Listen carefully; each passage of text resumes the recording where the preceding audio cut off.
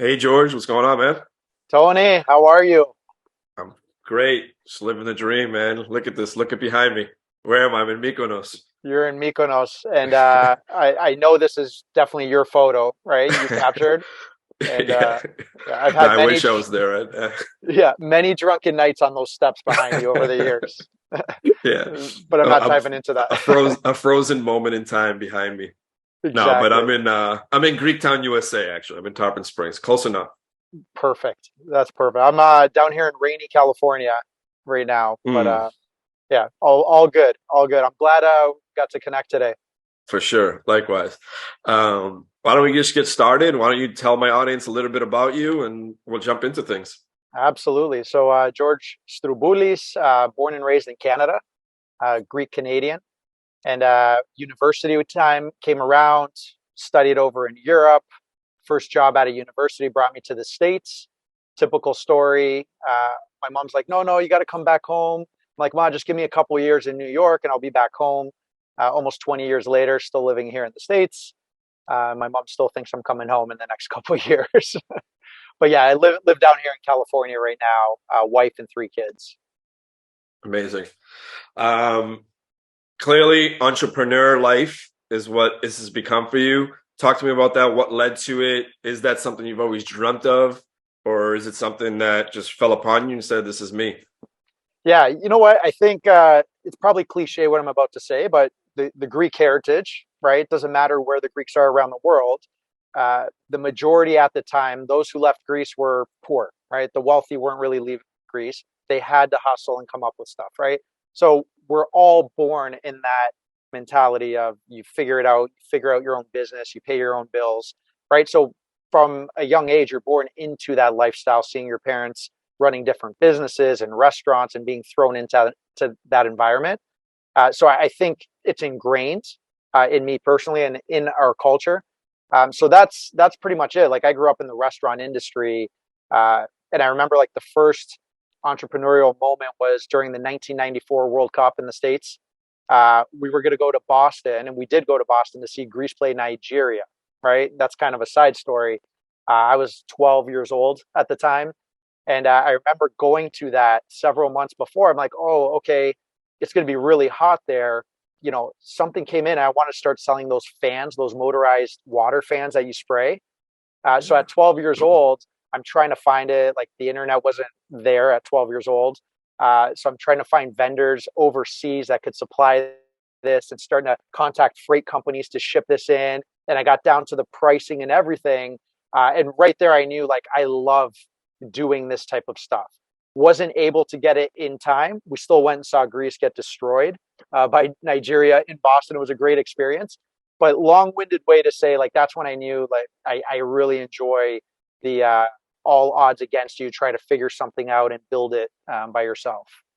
Man, you just took me back with that World Cup '94 thing, because during that World Cup, there was my dad had a shop on the street set up leading up to the stadium where he was selling Grease apparel because he had a Diodora No account, way. and he was selling the warm-ups that the players were playing, t-shirts that said World Cup '94. He had the Souvlakia going. It was literally like a periptero of No way. Souvlakia, Grease apparel. That's Yeah. amazing. So does that ring a bell? You walk into the game Oh, and seeing this? Possibly. okay. Maybe we cross paths. 100%. So this is the beautiful part. So we drove that summer. My cousin comes from Greece, right? And that was the same summer that Greece made it to the FIBA championships in Canada. Yeah. So in that tournament, Greece was the only team to hold the dream team, like the original dream team, to under 100 points. Every other team was Yeah. just getting slaughtered, right? Yeah. Yeah. So that summer, my dad's like, let's go to World Cup. So my sister, dad, my cousin from Greece, we drive from Niagara Falls, Canada to Boston. Uh, it was an amazing experience. The day of the game, Greece is playing Nigeria. So Greece lost 4-0, 4-0, and then 2-0 to Nigeria, right? Amazing showing. This is why they sucked. The day of, my cousin was friends with, I think it was number 4, Apostolopoulos, was a defender on the national team. Yeah. The day of the game, the day, like they're playing a World Cup Yeah. I know game. where this is going. Let's Yeah, hear it. my cousin goes, hey, we're going to go to the Xenodorhio, the hotel, and we're going to go meet the team and Apostolopoulos. And I'm like, wait, this is the game day of like the biggest tournament in the world. And we had access. We pull up. I don't remember what type of hotel, but it was like a Holiday Inn type thing. We show up, Tony, and in the lobby is the coaches, the players, and this is ingrained in my head. And I'm like a 12-year-old dork right now. I have the Grease hat, I have the Diodora shirt, right? And I'm going around getting autographs from everyone. Everyone's signing it, soccer ball. I was in heaven. And the biggest thing that resonated was the players, cigaraki, Hmm. smoking, and coffee the day of the game. Like the coffee, okay. And they're just sitting there like, fast forward, this is why they were horrible. Yeah. But it was like the best experience. We go to the game, Foxborough Stadium, I think it was at the Yeah. time, the stand. So I don't know, maybe we crossed paths, but like Yeah, we that, possibly could have, because everyone that was going to that Greek game walked by that our shop that we had on the street there. yes. And were And you I guys selling remember like, we made the cover of the local newspaper because oh man, Greece World Cup, and it's a picture of us like holding the apparel that my dad was selling. no way. Was Yeah, it legit apparel or like off the no, boat? it was from the Diodora Cup because my dad had our family business is a screen printing and embroidery sporting goods shop, so he had a Wow. Diodora account back in the day, and then after the World Cup. After he had pumped out all the hats and stuff, he was still stuck with like 1,500 Diodora hats. So Get every now out. and then, someone would come by the shop. Hey, take a hat. Take a hat. Here's a case. Here's 24 hats. Give them out to Oh my people in Greece. My uncles, before they'd go to Greece, would stop by, grab hats. God. I need hats to give to the village. Dude, that's an incredible story. I still have that shirt. I still have my hat like with the signatures. Uh Unreal. And Yeah. so you guys were in the sporting. And not to dive off, but the Yeah. basketball tournament you have now is in honor of your father. It was. Yeah. It Oh, is. It is. It's an honor of my dad because he was a big staple of the Greek sports community in Boston, coaching, youth programs, and all that stuff. So after his passing, it only made sense to start something in his memory in covering sports and the whole community united. And we bring in 30 teams to compete over a 5-day event every year now. jeez. And the name of the tournament is in your Uh, dad's name, yeah, it's we calling it the Teddy K Classic, Teddy K and Cloud. That's amazing. this spring is 15 years of it. 15 years. And then the Yeah, funds that you guys raise go to like local. we give out a grant scholarship to one student that participates, and any other student that applies gets a small fraction of the rest of the proceeds. God bless, brother. That's Yeah, amazing. Yeah, I see it. And I guess that's the connection, right? yeah, That's you. yeah. Wasn't planning to go down that memory lane, No, but it's that's all good. amazing. That's Yeah, for amazing. sure. Yeah, no, I Yeah. didn't expect you to bring up World Cup '94, and that just brought back memories of selling Slovakia and Yeah. Greek apparel. Amazing. So you obviously grew up in a family-owned business in the Yes. restaurant industry. Yeah. Give me some of the experiences. How does that shape you as the businessman you are, the family man, even as the individual? Yeah. So actually great question. It's so many different ways from the business side of it, exposed to, the economics of produce and the economics of paper bags and don't do this and don't put too many ketchup packages. It like that's ingrained from a young age. Like I started Yeah, working there with my sister, 5 years difference. I remember from like 6, 7 years old, we would get the egg crate and put it up so I could reach to get the fries out of the fryer and stuff that today would be child labor laws, in Canada or here. Where there it was just normal.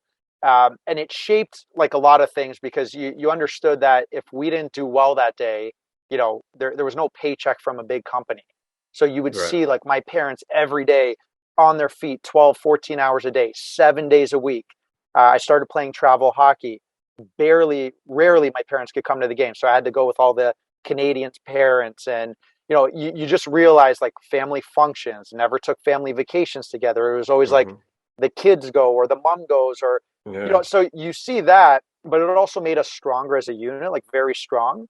And then like transcending that into my family now, you try to overcompensate, make sure that you're there for everything. It's an interesting dynamic that we always look back at, and it's like such an amazing upbringing to be there with your parents, right, and at their feet and understanding everything. So the restaurant was great, and then there was the other aspect of there's embarrassing aspects to it when you're a kid. Like, hey, why are you guys talking Greek when my friends are coming around? right. Dad, your accent's so thick. They don't know what you're saying. When you're insecure and you're, Hmm. 12, 13, 14, I had that aspect. And then going to school and having these elaborate lunches when little Timmy and Mikey are having peanut butter and jelly sandwiches. And You think it's weird at that time, and then as you get older, you're like, man, that's amazing, you know. Yeah. But it takes time to go through that. So the restaurant life is the only life I knew, and I wouldn't change it for a thing because it kept us close as a unit, which we still are today. And you just learn so many life lessons as well. And then the other thing, Tony, actually is the interaction. Like I would see my parents, my mom specifically, how she would interact with every customer. And my mom could have been tired. She could have had bad news from the motherland that someone passed away. And when she was in the restaurant at the till and hundreds of people are coming through every day, like I saw her put her game face on every day. Hey, Susie, how are you? How are the kids? Da, da. And she's like suffering or she's tired. And you just saw like she just made shit happen. So that was a big lesson on like, hey, the world doesn't care, what you're feeling. Like just do what you need to do and don't put it out there if you don't need to, is something that resonated. That's amazing. So after fast forward, did you go right from the family business to what you're currently doing, which we'll talk about now, or was there other ventures that led to that? What you're currently operating right now is your lighting company, Ideoli? Ideally, yeah, absolutely. Ideoli? Yeah. So from the restaurant world, I studied locally, so I was still working multiple jobs. You wanted to save up money, and I did an internship at my university in Kerkira, Corfu, Greece. So when I was 19, I moved to Corfu, and for 1 year, I was working for the European Union Business Development Office. So my job there was for all the Ionian offices, islands, which are 7 islands. Anyone that wanted to get funding from the European Union to start a business would come to our office. And at 19, I'm sitting there helping them pull together marketing plans, business plans, strategies. And it was just a cool experience to see. And at the time, they were just printing money from the EU. So you would have like Barbaspiro walk into the office, right, in between shifts from the Sublazidico, pull out a napkin, right, his business plan, and he would put it on the table with our director of the office, Manos Ziniatis, great guy. And literally it would just be scribbles like, Tracos, 300 hotels, I need 20 million euros. Like, this is his plan.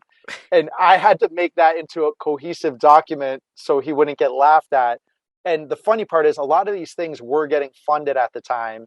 So that was my first, like, government working in Greece. Yeah. And then I interviewed. I'm like, oh, Greece, I want to move there. After doing that 1 year experience, I'm like, I'm good. I want to go back to North America. I love Greece. Yeah. But I'm glad I got that experience early on because everyone gets excited. Like, I'm going to move to Greece. It's the best. Everything's amazing when you're on vacation, right? Yeah. When you have to No, for live sure. there. And that's what everyone tells me every time. Oh, you don't want to be here year round. You just see it as a vacationer. But I guess they're onto something. Well, and listen, you're younger too. You don't need the medical system, Right. you don't need the education system or anything. I think once you have to rely on that, Yeah. dynamics change, right? It's getting better, but it's definitely different. Yeah, for sure. All right, let's take a quick break. And when we come back, we'll talk more about your lighting company and a bunch of other fun stuff on this episode of Grease Chats. We'll be right back. Are you ready to visit Greece? So much to see. So much to do. So much to plan. So much wow. So much to take in. So much to learn. So much to enjoy. So much to discover. So little time. Where do you start? Introducing Greece Trips. Never miss a moment. Start planning with us today.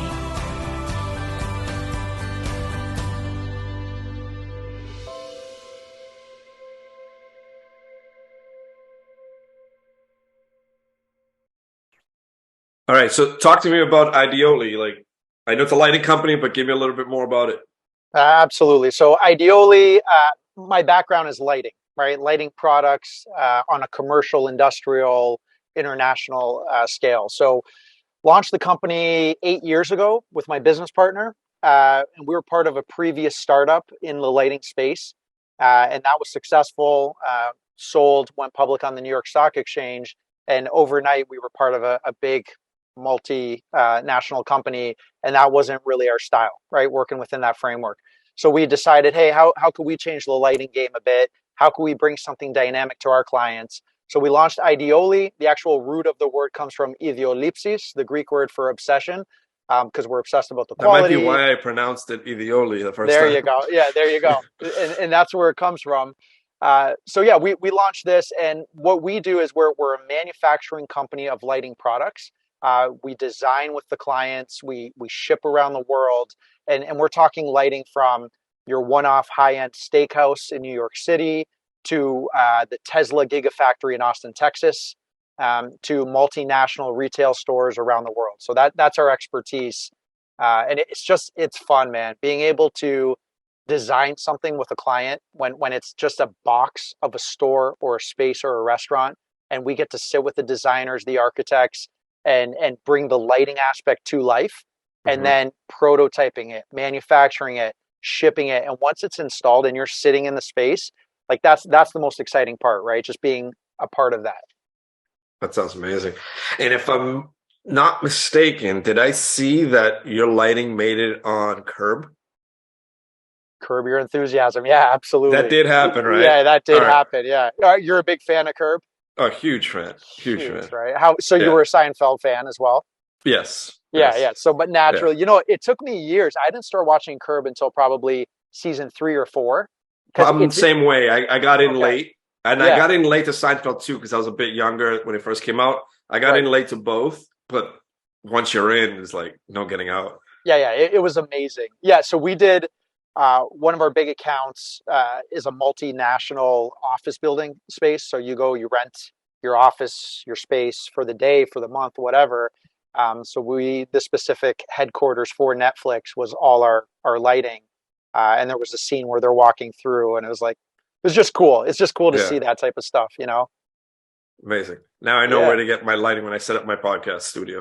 100%. Yeah, For sure. exactly. But then again, a podcast studio keeps you stranded in one spot. So I need to be mobile. I got to come up with a mobile solution for it. Exactly. And you know what? For lighting like that, yeah, we could figure something out. For you, Perfect. you're everywhere, man. Never mind. Perfect. So you've obviously launched a ton of ventures. Obviously, Ideoli is what you're working on now, and among some other things. What inspires you to do all this? Because obviously, taking on and filling up your plate takes some sort of inspiration. Yeah, it's I think it goes back to, my parents being on their feet 14 hours a day, providing for us, right? And again, a lot of the stuff that I'm doing, it's not financially driven. I'm not doing it because I want to, like, to be honest, right now I'm sitting here, every dollar I make, I'm throwing back $2 into the business for Ideoli, right? We just launched our European offices 6 months ago in Athens, Greece. We launched an office in Toronto. We have an office in Buenos Aires, Argentina. Our offices and factories are in Asia, China, Vietnam, right? I'm here in California and our headquarters are in New York. So every dollar we get, we're reinvesting into the company. It's self-funded, myself and our business partner. So it's just that motivation to see, hey, where can this go? And once you start having kids, you start thinking differently, right? It's not about what kind of car you want to buy. For me specifically, it's not about cars and all this stuff. It's about, hey, can we teach them now to be self-dependent and learn the basics of finances, and so they can be responsible as they grow up. Like, my mindset has totally shifted the last few years with 3 young daughters as well, For sure. And running worldwide ventures like this requires a ton of travel. And I'm assuming you probably have an office in the air at this point. Yeah, exactly. And balancing a life with family. And I know you have this thing called the 3-day or less rule. So talk to me about this. Good one, Tony. Yes. Yeah. So here's the beautiful thing, especially now, you could be anywhere in the world, the furthest destination with like a 17-hour flight, right? I could be in Singapore. If I got on a plane right now from Los Angeles, 17 hours later, I'm in Singapore. That's like the furthest, longest flight, I think, in the world. Maybe someone could fact check that. So you could be anywhere, money aside, right, on flights. With that, you can land, do your meetings. For me, because I have 3 young daughters, and I've been part of guys that have worked at hedge funds and have lived in Connecticut, and you don't want to be the Sunday father. And that's always stuck with me when I was single and younger. And I would see the dads like, oh, I got the kids on Sunday. Oh, the kids driving me nuts. And it's like, why? Right? Like, I grew up at my parents' feet all day at the restaurant. Yeah. So when it comes to travel, I always make it a point, like pre-pandemic, New York City and back within 23 hours. Like I would leave at nighttime, tuck in the girls, land at 5 a.m. New York, do 8 hours of meetings, get back on the plane, and I'm home at nighttime. Destroy your body, Yeah. but you do that and get back. I go to Greece and back. I'm back in Greece in like 2-3 weeks. I land on a Sunday night. I'm back here Wednesday morning. I do all my meetings in a day and a half. I'm back. China and back in 2 days. So I do that because you maximize when you're there every minute. I'm maximizing the meetings with the employees, the clients, factories, partners. So you're doing it better. Now, if I was single and I didn't have kids, that 3-day trip could be a 10-day trip, but Right. you just try Right. to maximize it. Yeah. And it works for now. Amazing. What do you enjoy most about all this that you do? The interactions, hands down. It's the interactions, like chatting with you right now. Like I learned a few things, right? Hmm. You meet down and talking to a barista at a Starbucks in Spain. You just, it's that interaction. Everyone's got a set of headaches and shit that they're dealing with on a daily basis, right? And then you're trying to work your angle and whatever it is you're doing, trying to sell lighting, trying to sell burgers, trying to do whatever. I love that interaction with people and just trying to see, can we make something work together? And if it doesn't work, hey, can I learn something from you? And if nothing else, like just meeting or hearing a story. I love those interactions. And the toughest part is doing this in markets around the world, right? Because we're not just within the United States. We're doing all this interaction culturally with employees and everything in different markets. So you have different mindsets. The Right. Greek mindset in Greece is different than the American mindset in America, different than the Argentinian mindset in Argentina, the Chinese, and so on. So there's a lot of nuances, a lot of butting heads, understanding how to communicate. Right. I love that, right? The world is small and we're just able to access it all. That's amazing.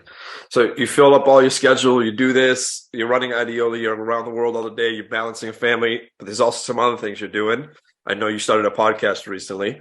So talk to me Yes. about that a bit. Yeah. So it basically, what I was just saying before is the podcast, there's no time for it, right? But I have a great marketing team and it's literally having conversations with the Tonys of the world. It's like, what are you doing? And when you're out here Yeah. next, I want you sitting in this chair to hear what's driving you. Why are you doing what you're doing?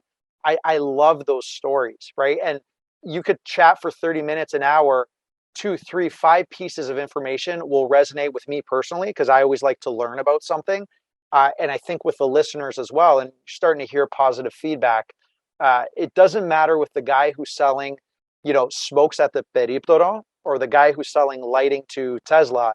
Everyone has a story and the hustle's the Yeah. same, right? The hustle is the same. Right. So we launched it. It's fun, right? And we're just getting it out there. That's amazing, man. Very inspiring. So I want to talk about Greece and Greek culture, growing up as a Greek. But before we shift there, there's one more venture that I noticed about home hunting in Greece.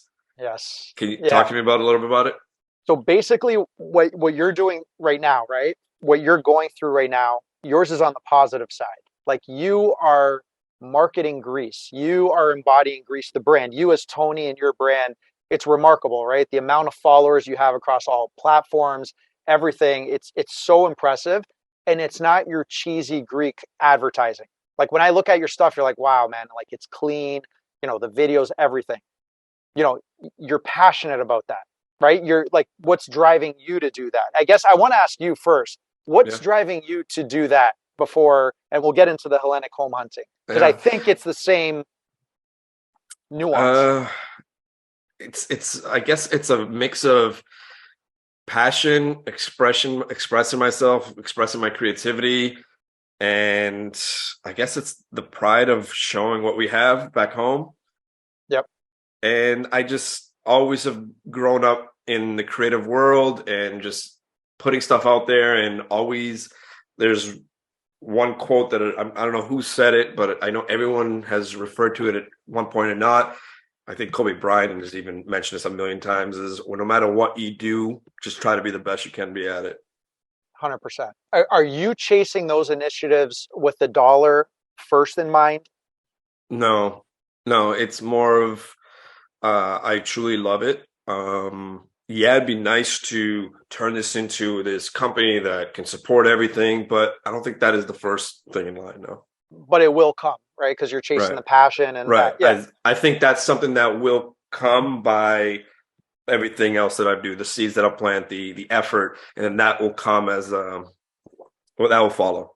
100%. And a segue into, so over a decade ago, actually a decade coming up, I launched a TV show called Hellenic Home Hunting, right? And it was something that I self-funded. I was working for a company at the time, and I took 10-day vacation.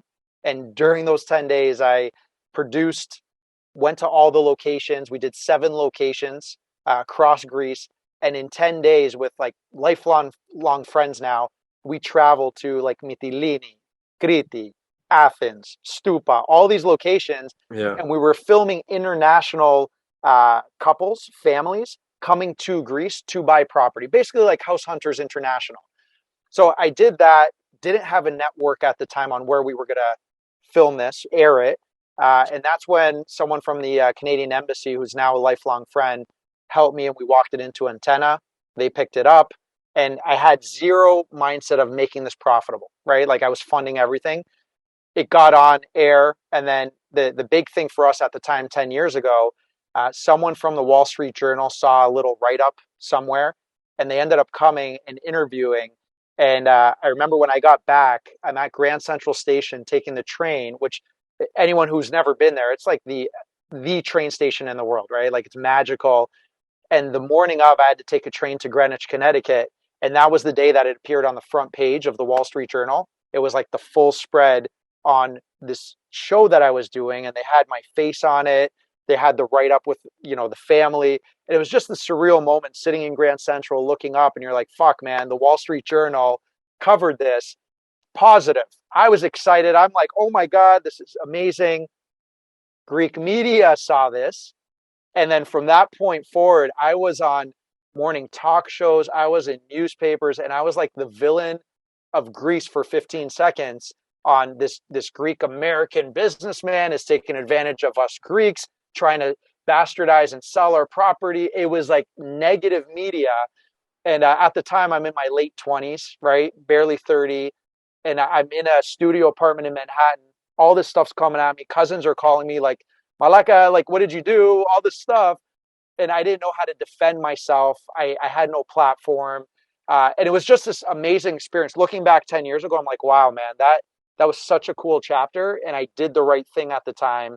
And it was something for tourism. I was attracting, during a very poor economic time, attracting attention and tourism and investment to Greece, right? And they deemed it as you're taking advantage and whatever. So lesson 101, that was like the best media training in life at the time. amazing. That's awesome. So, what was it like growing up a Greek Canadian in Toronto? Amazing.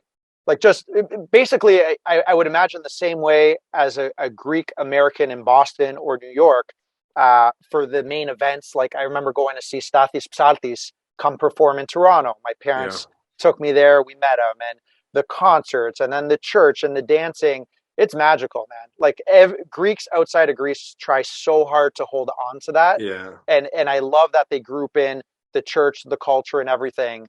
And we're all first generation. So here, when I was living in New York City, you would see like third, fourth, fifth generation Greeks. Where in Canada, me and my crew, we were all our parents were straight off the boat from Greece. Yeah. Right. So it was still tight. And, it was just a magical upbringing. Yeah, it's the same with us. I mean, I'm first generation, and we grew up around the Greek community, the Greek church, and the church puts on all these events, and it just kept us together 3-4 times a week with between everything that we do. And this kind of leads to my next question: is what is the difference between Greeks of the diaspora and the Greeks of Greece? Because we always hear it's the Greeks in the diaspora that hang on to the culture so much, as opposed to the Greeks and Greeks. So I'll let you answer. What is the difference in your opinion? Great question. So you know who Andrew Tate is, right? Yeah. Okay. Nothing to do with Greek culture. Right. But this morning I saw on social media, they were marching for Andrew Tate in the streets of Sidagma. I saw that. The Greek youth, 18-year-olds, were marching for Andrew Tate because, for the listeners, Andrew Tate's social media personality got arrested. Whatever. Who Yeah. cares? But it kind of blew my mind. I'm like, I wonder if these same kids are marching, for Icos Pempti Martiu, that pride. I wasn't trying to be negative, but I was like, wow, we're really marching for this guy. So from the cultural aspect, outside, we obviously hold on. You always try to be something you're not. When I'm in the States and I meet someone, I'm like, oh, I'm Canadian. When I'm in Canada, oh, I'm Greek. When I'm in Greece, oh, I'm American. Yeah. You always try to be something where you're not. And, I'm not saying that's good. But I know for the Greek culture, we do try to hold on. And a little negative is I also feel like the Greeks in the diaspora also have this elitist mentality a lot of the times as well, that because we're there, we think we're better as well. Mm-hmm. Right? I'm probably going to get 100%. a lot of hate messages, but it's all good. Guys, it's all good, but I think you might be on something. We're like, we think like, oh, you must do whatever. We go there, we show off this and that. It's like, just be humble. Yeah, September comes around, we're out. Yeah, you guys enjoy the winter. See ya. Yeah, we'll be. You're 100% right. So look, it's beautiful. I love it. I'm trying. It's harder with the next generation. I have 3 daughters, 7, 4, and 1, and my wife, she's half Greek. It just gets harder with each generation to keep the Greek, right? Because the language, the this, the that. 100%. Yeah, and the grandparents get older, they start dying off, and they're the glue to all this. So it's hard, but up for the challenge, right? If you're really proud, you got to keep it going. For sure. Well said. Where in Greece do you call home? Your place, baby, Kalamata. There you go. I needed to hear it. Yeah, on the record for the podcast. Exactly. And Evia, my dad. Yeah, beautiful places. Yeah, for sure. I've only been to Evia once, and we continued that trip up to Lichadonisia. Have you ever been there? I've never been there. Is that past Edipso? So it's basically all the way on the northwestern tip of Evia. Yes. There's like these islands that are shaped like the Bahamas almost. Yes. And it's just tiny little islands. They're uninhabited, but like on one, there's this guy that's got a stand that cooks, makes souvlakia, and makes like tomate salates. And it's just tomate salata with like rigani. And his salads are unreal. You can't stay overnight unless you camp. And then they have a boat that like takes you around all the tiny little rocks, and it was a really cool experience. Only you would discover that. You've probably been that guy's only customer. He's only sold one. No, the place was packed. The place was packed. It was packed. I give you that. That's amazing. But I do like digging out those places no one ever hears about. And then I thought I was digging out one that no one ever heard about. And I think as a tourist, no one knows about it. But I didn't realize that there's a big diaspora in Limnos until this year. Oh, really? Yeah, huge. I went there and I was getting messages. That's my grandfather's island. That's my dad's island. I'm like, no way. This is getting reactions like I'm in Chania or in Carimes or in Rhodes or in Nicaria. Like, I didn't know there's this many people from originally from here. I went there because a few years ago, someone told me that Greece, a friend of mine was told the story that someone told him that Greece has a little bit of everything from the planet. And he said, well, no, we don't have a desert. And he goes, there is a desert. Go to Limnos so you can find a desert. So I'm like, I got to go see this desert. It exists. Crazy. That's crazy. It's not massive, but there's like these sand dunes. You got to check that. I know you will find that. Yeah, that's for sure. I had to check it out. So aside from business trips back to Greece, how often do you get back for vacation? Vacation is once a year for sure. And then with business trips, I'm there 6 to 8 times a year. It's crazy now. Yeah. All right. So I'm going to ask you now to pick. These are some tourism questions. Yep, 3 islands, 3 of your favorite islands. So first has to be Evia. I'm from there. Father's from there. Then I'll let you say 4. Okay, 4. So my favorite island. Get the home one out of the way. Home one out of the way. Okay.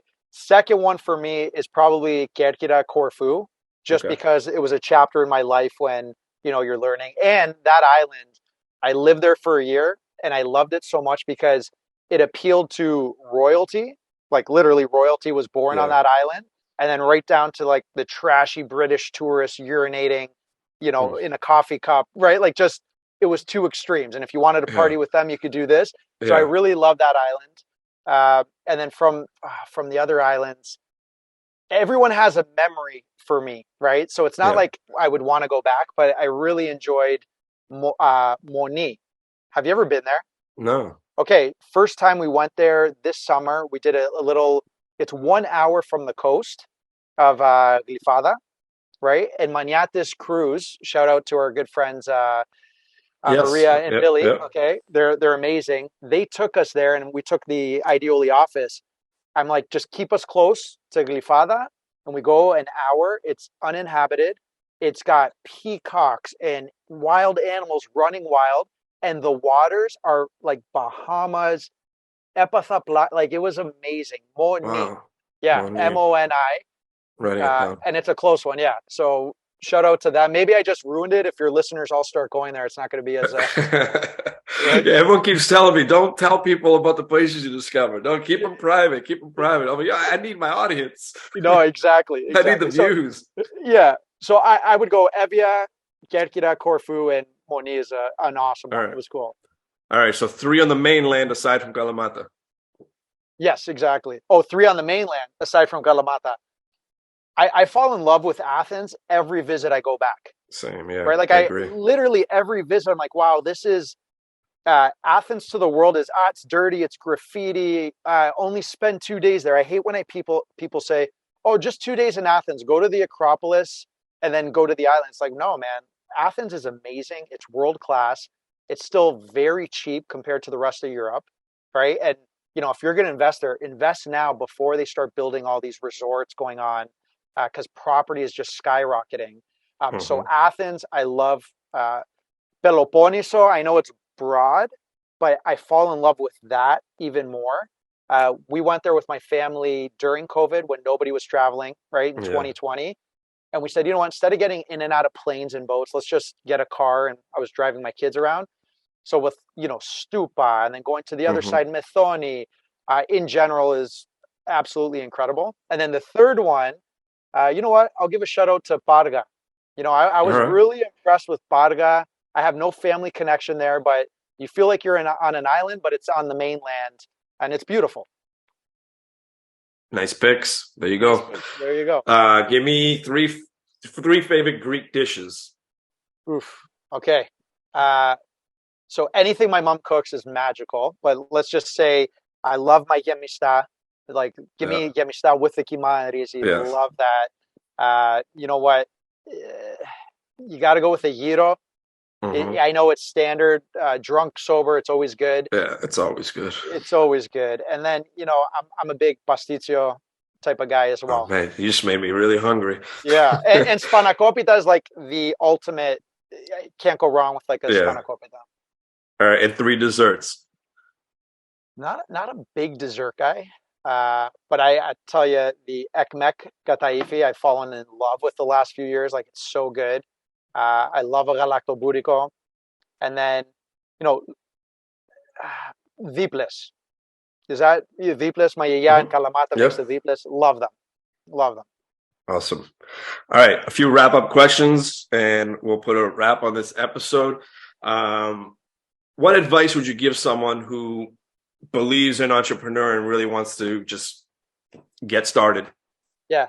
Uh, how do I say this? Like, just first shut the F up, right? I see a lot of kids today thinking they're influencers and they're trying to exude fake confidence, right? Socially. And I know this and I'm a boss man and this, and you're a teenager or your early 20s and you haven't done anything.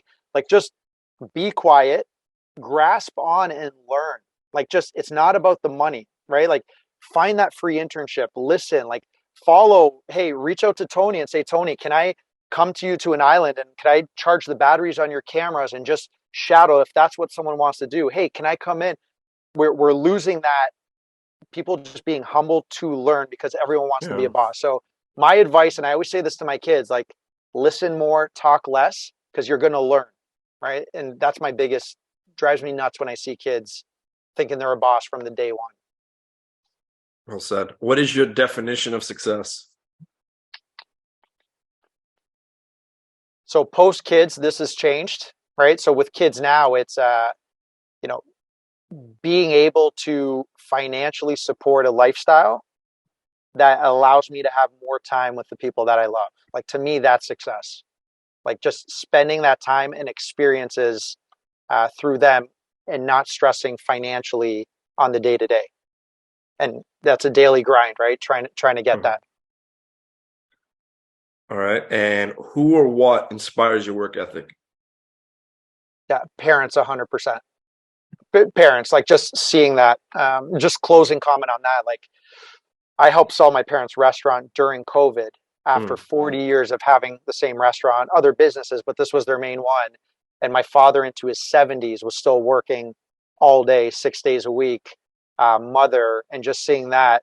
And you're like, man, if you grew up around that, there's no excuse to be lazy or to be tired, right? So that's just ingrained for life. And what comes after Ideoli in lighting? Ideally, space, like, just, you know what, I want to do this as long as I'm alive and healthy in this arena. I love it. What's post that, to build enough financial freedom to start giving back more and being involved and being able to do that. But what I'm doing right now, there's no end game on trying to exit, trying to sell it. I want to do this as long as I'm mentally and physically able to, for sure. Love that. All right, one last question. It's what I ask everybody before the show ends, and it is, what does being Greek mean to you? Man, that's such a hard one. It's such a loaded one. Yeah, the pride. I don't even want to throw out cliche type words, but it's just everything we talked about the last hour bundled up into that, right? Like, we have that fight, we have that drive, we have that history of being shit on, persevering, coming up with great stuff. Like, I'm proud of, seeing where Greece is today after where it's gone through just in our lifetime, the last 10 years, 20 years. So just being Greek is something that's important culturally. Yeah, it's a tough question. All right. Thank you. Where can we find you? Where can we learn more about Ideoli? Where can we learn more about George? Yeah, just George Stroumboulis, at George Stroumboulis, ideoli.com, and that's it, man. I'm so honored to be a part of this, and I appreciate it, Tony. Keep rocking what you're doing too, brother. Thank you for coming on. It's been a really fun chat. And thank you guys for listening to Greece Chats. Once again, this was George Stroumboulis, and we'll put all his links and all that good stuff in the show notes of this episode. Thank you, George. Thank you, brother. Take care.